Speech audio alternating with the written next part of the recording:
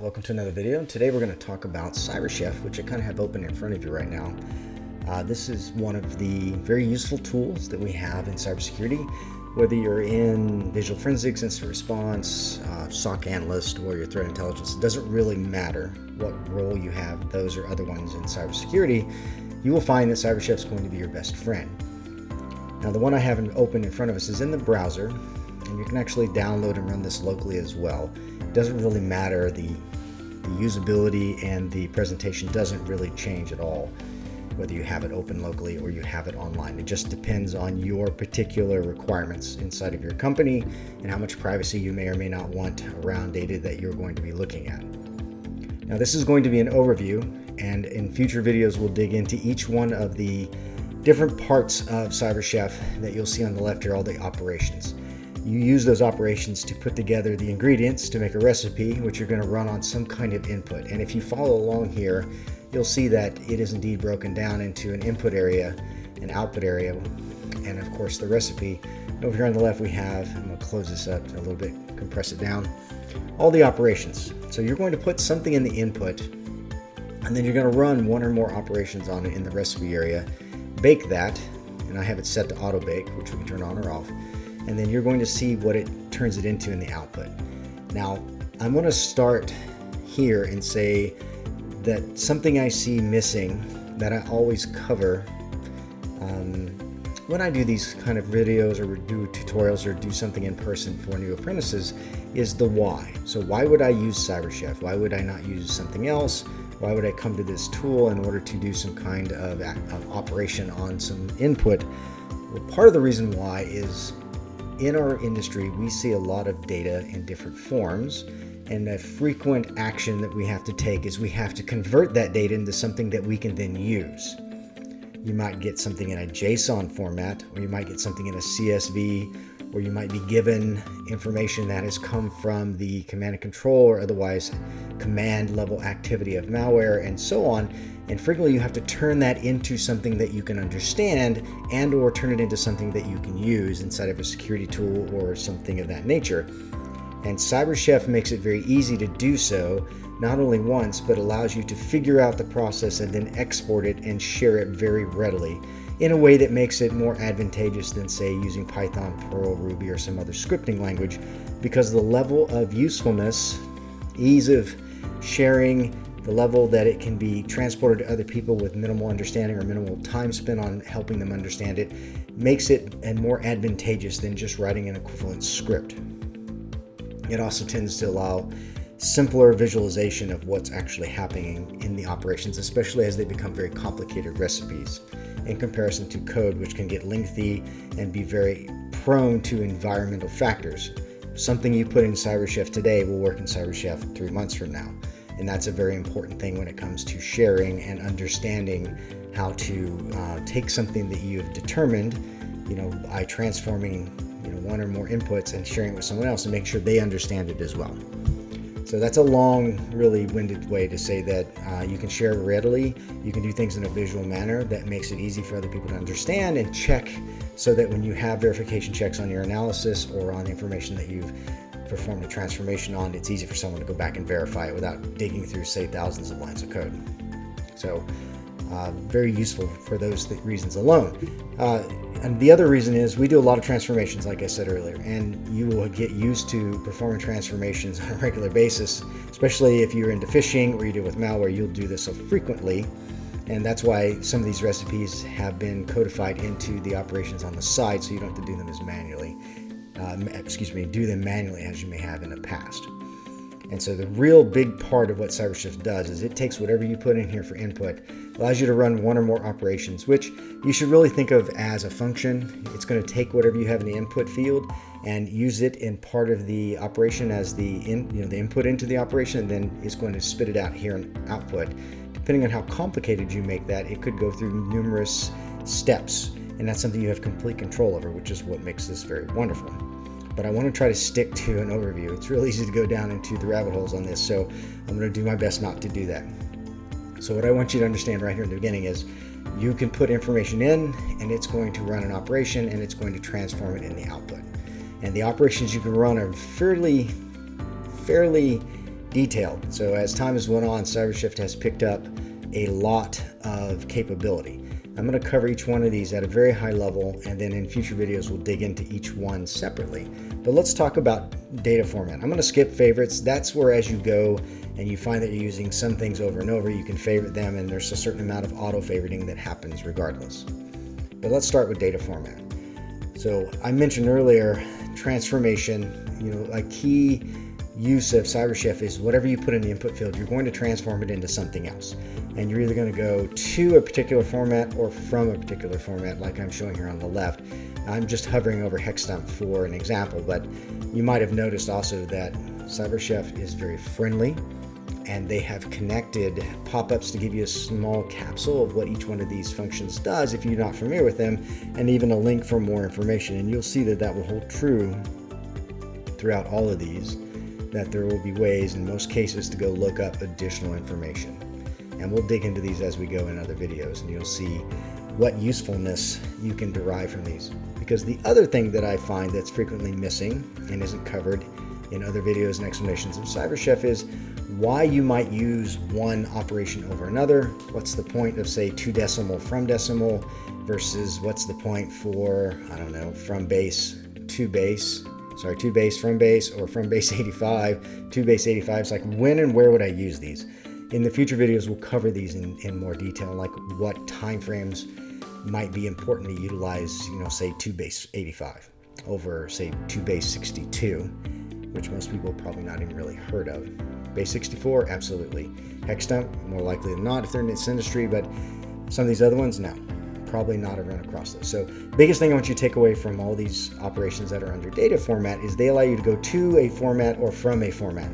And you can literally go 2 decimal and then 2 binary, 2 octal, and go down each one if you wanted to. In fact, we could show an example here and say, hey, take my input and turn it into decimals, and then I take that decimal and then turn it into octal. And as you can see, it runs this one, and then it runs the second one.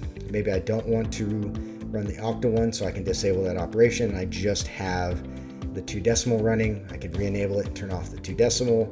And you can see you can kind of turn on and off and change operations here on the recipe side to get what kind of things you're trying to achieve. So frequently in DFIR especially, so digital forensics incident response, you don't necessarily know all the formats. You have a format that's unknown.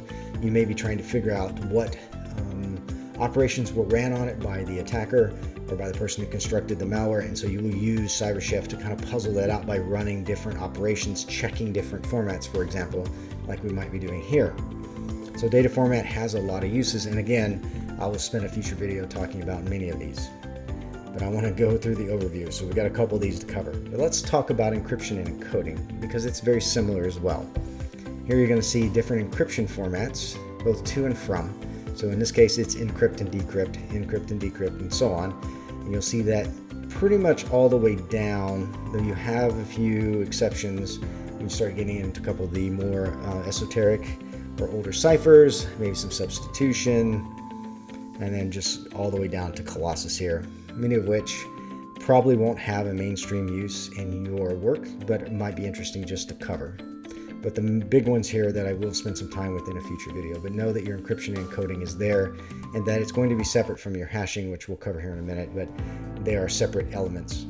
Public key is exactly what it sounds like. You could parse public X509 certificates, get those broken down into kind of a human readable format.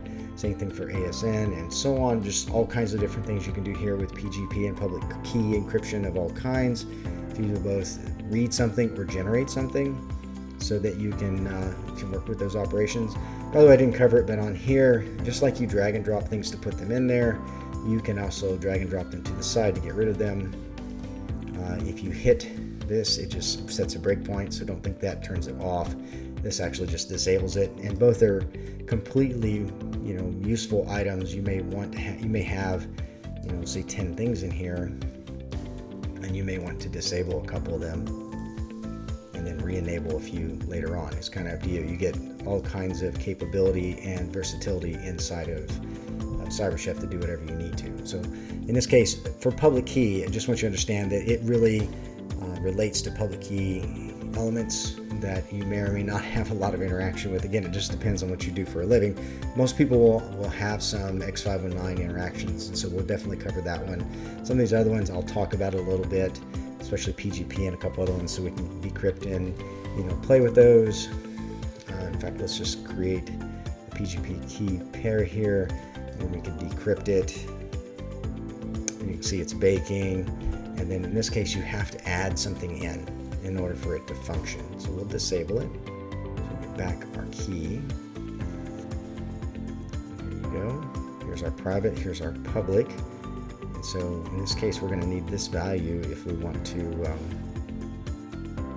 I'll say this for later, but you can actually create things and decrypt them as you go. I don't want to get too deep in the weeds here, but just know that you can do a lot of things here under public key, and it becomes very useful. Let's delete this. So over here, clear input and output. This would open the files input. So I didn't cover some of these things, but you can actually drag and drop files in here and run multiple files at once against a series of operations. You can add new input tabs and have multiple input tabs. You can reset your pane layout in case you've messed it up. So I may have done something crazy and I want to clean it up and bring it back here. And obviously you can save output to file. You can copy it. You can even do flips, replace input with output, and just keep moving a process along. Over here you can clear everything on the recipe side. You can load a recipe, so you can save these out and load them. That's what this is all about. Once you get a recipe defined, like I said, it's easy to save. You can save it out and then someone else can open that up and load it up. You can actually load it up yourself manually. Lots of things you can do here. But let me get back into the operations. So arithmetic, logic, these are the things you're thinking of. These have very specific uses. We'll definitely get into these, but for now just know that you can do things like XOR brute force, do a lot of the logical operations of OR, NOT, and so on your input. And this is generally used in addition to something else. It's not really used standalone. Perhaps XOR is, but for a lot of these, they need to be definitely combined with other operations to make sense. And we'll definitely dig into that, but just know that there is a whole arithmetic logic section that is separate from flow control, which we'll talk about here in a second. There are some similarities and connections here, but they are distinct areas. Networking is exactly what you think about. It might be, you can take, this actually makes an HTTP request, which is kind of important because you can use this to make a call and pull data in automatically into your input field. We'll cover a couple of those. Something that we do on the threat intelligence side, fair amount, is we will automate a few calls like to VirusTotal and sometimes to other online systems that we gather threat intelligence data from and use it as our starting input and be able to do it repetitively, so you can invoke that several times. So making an HTTP request can be very interesting in that context. And so there's a lot of things you can do in here from under networking, from understanding DNS over HTTPS, to stripping headers down, parsing agents, and so on. Biggest thing here is it's all about parsing with some encoding, decoding. So URL encode and decode are very common things that you'll see. And of course, it's very handy to be able to defang URLs and IPs and things like that for sharing. So there's a lot of capability under networking. Language is exactly what it sounds like. You can encode or decode text from different language types, from their basic character sets, move diacritics, things like that, unescape things. This is handy when you're processing definitely in a stream of things and you want to change like something that is in Cyrillic to something that's in more one of the ISO subsets, or you want something in UTF-8 or whatever it might be. There's a lot of uses for this, but it's not something you typically use standalone. It's often like arithmetic and logic combined with other operations. Utilities are just some handy things that you do probably regularly, but might find it difficult to do at a command line and then bring it back. In fact, if you just want to think about utilities as pretty much being everything you can do at a Linux terminal that is kind of integrated in here in your CyberChef, so that you can do things inline. So if I want to see, I have a whole bunch of input and it's creating an output, but I only want to see the tail of it and I only want to see a couple lines, I would use tail, of course, and kind of define that. If I want to sort or have uniques or split things, you can do it all in here inside of your utilities. Again, not standalone, typically used in combination with other operators. Date and time is exactly what it sounds like. Again, lots of processing here. I won't spend a lot of time here. We'll dig into this separately in a different video, but I know one of the most common uses that we have is we extract dates on a regular basis and restructure the formats Sometimes we'll parse, but mostly it's about extracting date timestamps and understanding them. Extractors, since we're talking about extraction, you're actually pulling things from whatever your input is. So you may have dropped a file. Let's say you take in feeds, you drop a file, it's got a million things in it. You might want to extract all the IPv4, v6, or you might want to pull strings or email addresses or whatever. Maybe you get a spy cloud input or something like that, where you get a bunch of email addresses and you just want to extract those, or perhaps you're looking at logs. I mean, there are many ways in which this can be used. Personally, we extract domains, URLs, IPs, and things like that on a regular basis in our work, and of course use the regular expressions that are available to look through volumes of information and then restructure it using either JPath or XPath expression. So lots you can do under extractors. Compression is pretty much what you probably think it is. You can either inflate or deflate things. So a lot of times people think of this as zipping, and you'll see they have a gzip. So this is gunzip. You can compress or decompress things. It's not uncommon for HTTP traffic that's trying to elude detection to compress itself, or to have compression on various items that are attached to an email. This is a great place where you might pull out, extract base64 into something that can be compressed or uncompressed, and then do the base64 or some other mini possible process there to make things understandable. Compression is typically not used standalone, it's used in with other operations, but it is a great helper one that you use to understand things that are otherwise not visible.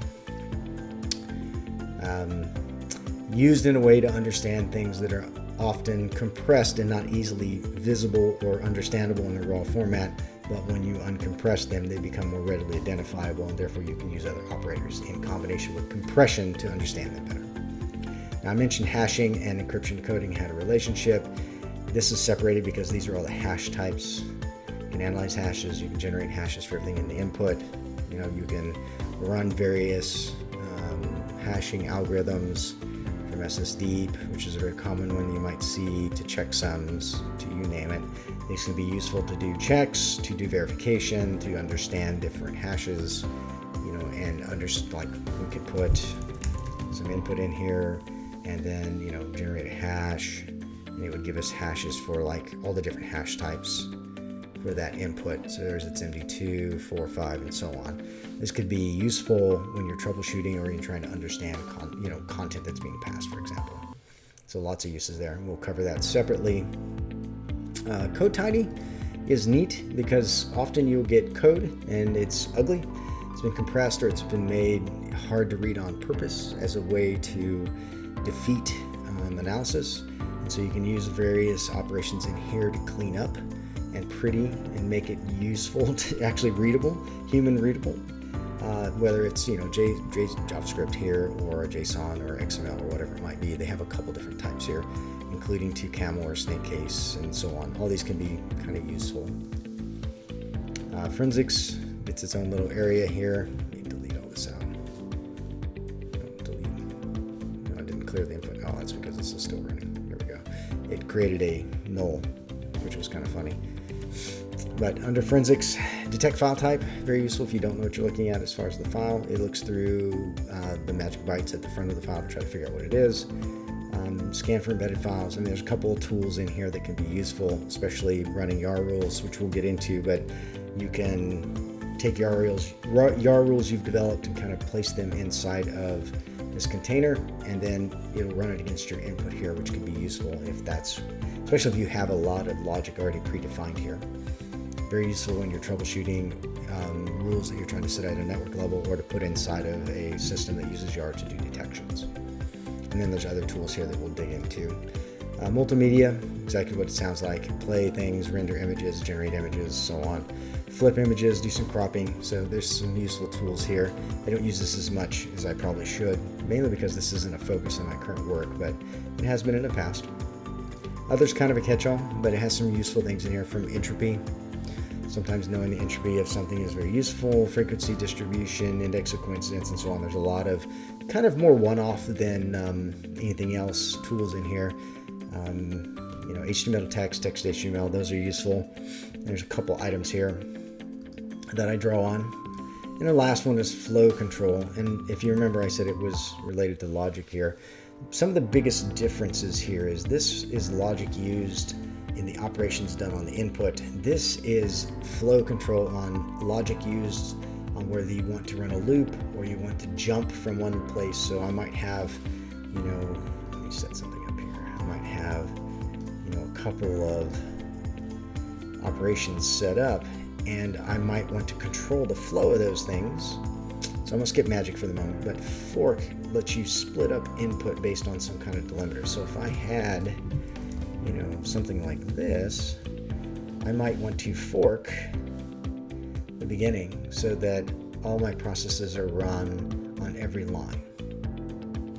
Or I might want to create a subsection where I take a part of the input data and separate it out from a separate process and then use merge to bring it back in. You kind of control your logical flow of operations here with these kind of labels and these kind of controls. And so we'll kind of build functions of functions here is how I like to think of it. And then of course you can even build comments in there. So we'll get into this as we dig deeper into CyberChef when we go into very, very specific, detailed examples of things that we typically have as challenges inside of threat intelligence and cybersecurity, especially SOC analysts and threat intelligence. We'll cover those in pretty big detail.